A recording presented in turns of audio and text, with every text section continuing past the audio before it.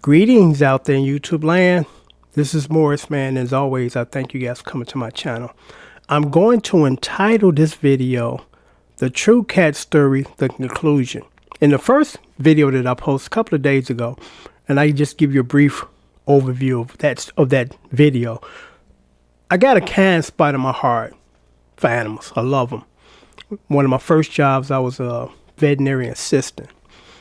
And I had these two cats in my backyard. So I would feed them, I'm like, okay, they don't have a place to go, and some human dumped them out like trash and they trying to survive. So I used to take care of them, put a little food out there and everything, milk. And then two cats ballooned into 11 cats.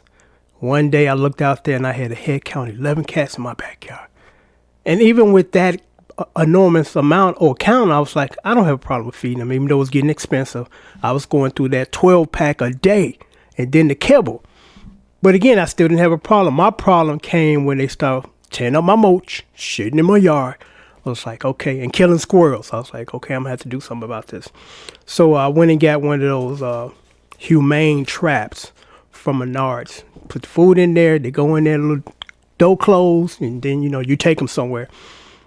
So I got rid of 7 cats out of the 11. And the very last cat I got was the most elusive.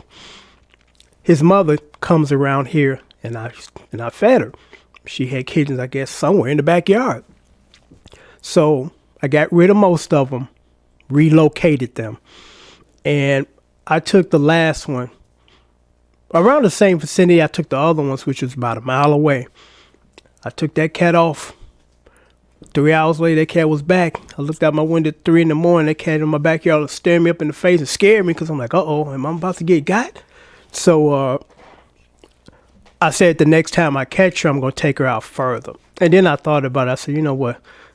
I got rid of 7, so I don't have a problem with taking care of one, that one. So he's been back here.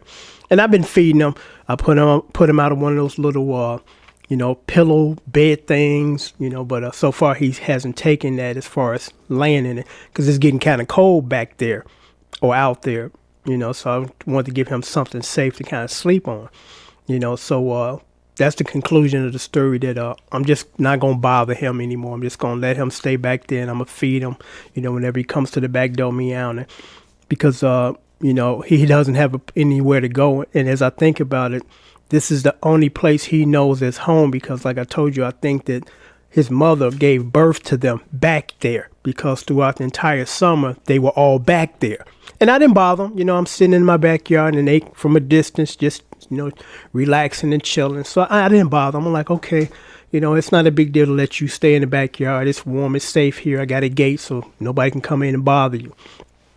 But, it was just kind of interesting to find out that he traveled a mile away. And I put him on the other side of a busy street. So I'm like, I know they not coming back. But he came back. He found his way back. And how he found his way back was scent, solely on scent.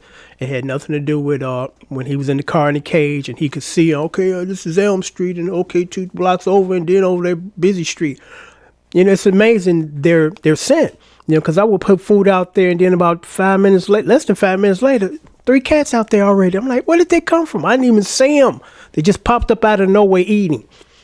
So that's the end, or should I say the conclusion of the story, that I'm just not going to bother him. I'm going to let him stay back there as long as he wants, and feed him. Because again, every animal out there is a representation of at least one human decide to just throw these animals out or get rid of them. Now, I relocated these other cats because they weren't my cat. Now, if I had a cat that I had to get rid of, I would find him a home. I find him another human and say, okay, I agree to take care of him. But I wouldn't just toss him out and leave him.